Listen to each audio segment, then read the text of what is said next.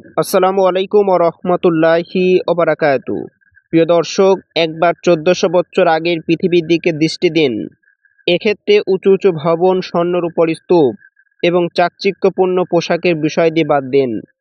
এগুলো তো পুরনো ছবির অ্যালবাম এবং প্রাণহীন জাদুঘরে দেখা যায়।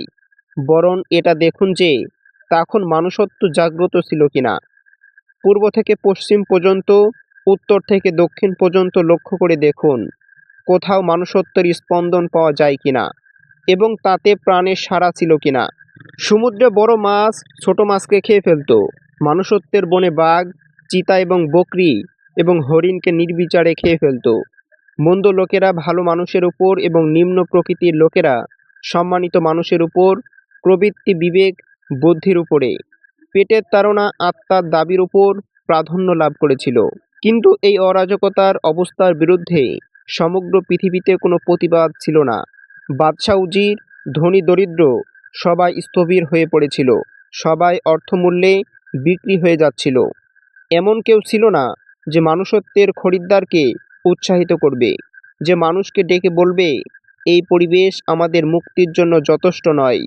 এই পুরো পৃথিবী এবং তার জীবন আমাদের উচ্চতায় তুলনায় সামান্য, কেননা আমাদের একটি অনন্ত জীবনের জন্য সৃষ্টি করা হয়েছে।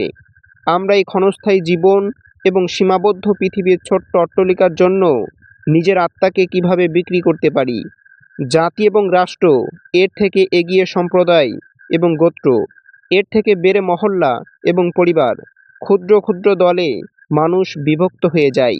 বড় বড় উচ্চ আকাঙ্ক্ষা সম্পন্ন মানুষ, যারা নিজেদের যোগ্যতা এবং মর্যাদার ব্যাপারে বড় বড় দাবি জানাতো, তারাও বৃত্তবদ্ধ জীবনে অভ্যস্ত হয়ে গিয়েছিল। এতে কারো ভিতরে কোনো গ্লানি বা কুণ্ঠ ছিল না। কেউ এর থেকে বিস্তৃত পরিসরে মানুষত্বের কল্পনা করতে পারত না। জীবনের সব সুরা এবং সুধা ধোঁকা এবং প্রতারণার জালে আটকে যায়। মানুষত্ব এক প্রাণহীন লাশে পরিণত হয়েছিল, যাতে ছিল না প্রাণের সজীবতা, অন্তরের বোধ এবং ভালোবাসার উষ্ণতা। মানুষত্বের স্বাদ আগাছা এবং পরগাছায় ছেয়ে গিয়েছিল, যা রক্ত পিপাসু পাখি, বিষাক্ত কাঁটাযুক্ত গাছ এবং ভয়ানক পশু দ্বারা পরিপূর্ণ ছিল। শুধু দেখা মিলত না মানুষের, যারা তখনও মানুষ ছিল। তারা খোয়ারের মধ্যে ঢুকে গিয়েছিল, পাহাড়ের চূড়া, খানকা এবং ইবাদতখানায় আত্মগোপন করেছিল। তারা জীবন জগৎ থেকে চোখ বন্ধ করে নিজেদের কল্যাণ চিন্তায় মগ্ন ছিল। প্রাচীন সিরাত গবেষকরা বর্ণনা করেছেন, পারস্য সম্রাট কিসরার প্রাসাদের গম্বুজ ধসে যায় এবং অগ্নিকুণ্ডে আগুন নিভে যায়। নতুন যুগের ঐতিহাসিকরা লেখেন, মানুষত্বের অভ্যন্তরীণ কম্পনে তার বহিরাঙ্গনে কম্পন সৃষ্টি হয়েছিল। মানব সভ্যতার দেহে নবপ্রাণের সৃষ্টি হয়েছিল মুহাম্মদ সাল্লাল্লাহু আলাইহি ওয়াসাল্লামের আগমনের ফলে, যিনি সভ্য পৃথিবীর হৃৎপিণ্ড পবিত্র মক্কায় আগমন করেছিলেন। প্রিয় দর্শক, তিনি পৃথিবীকে যে বার্তা দিয়েছিলেন তা মানব জীবনে এবং সব ধরনের প্রশস্ততা এবং প্রশান্তি এনেছিল। মুহাম্মদ সাল্লাল্লাহু আলাইহি ওয়াসাল্লামের একটি সংক্ষিপ্ত বার্তা যেভাবে নাড়িয়ে দিয়েছিল তার পূর্বপরের কেউ কখনো পারেনি। প্রিয় দর্শক, তার বার্তাটি ছিল, লা ইলাহা ইল্লাল্লাহু মুহাম্মাদুর রাসূলুল্লাহ। আল্লাহ ছাড়া ইবাদতের উপযুক্ত আর কোনো উপাস্য নেই এবং মুহাম্মদ সাল্লাল্লাহু আলাইহি ওয়াসাল্লাম আল্লাহর রাসূল। পৃথিবীর স্থবির চিন্তার জগতে এত বড় আঘাত আর কোনো বাক্য দিতে পারেনি। ফলে তা ক্রোধান্বিত হলো এবং বলল, সে কি বহু উপন্যাসকে এবং উপাস্য বানিয়ে ফেলেছে? এটা তো এক অতি আশ্চর্য ব্যাপার।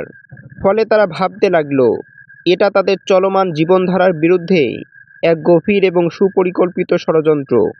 সুতরাং তা প্রতিহত করতে হবে। এরশাদ হয়েছে, তাদের প্রধানরা সরে পড়ে এই কথা বলে, তোমরা চলে যাও এবং তোমাদের দেবতাগুলোর পূজায় তোমরা অবিচল থাকো। নিশ্চয় এই ব্যাপারটি উদ্দেশ্যমূলক।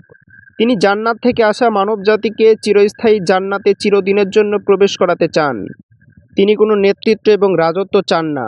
তিনি মানুষকে পৃথিবীর দাসত্ব থেকে মুক্তি করে রাজাধিরাজের অনুগত করতে চান। এর মাধ্যমে পৃথিবীর অসারতা এবং চিরস্থায়ী জীবনের সন্ধান দান করেন।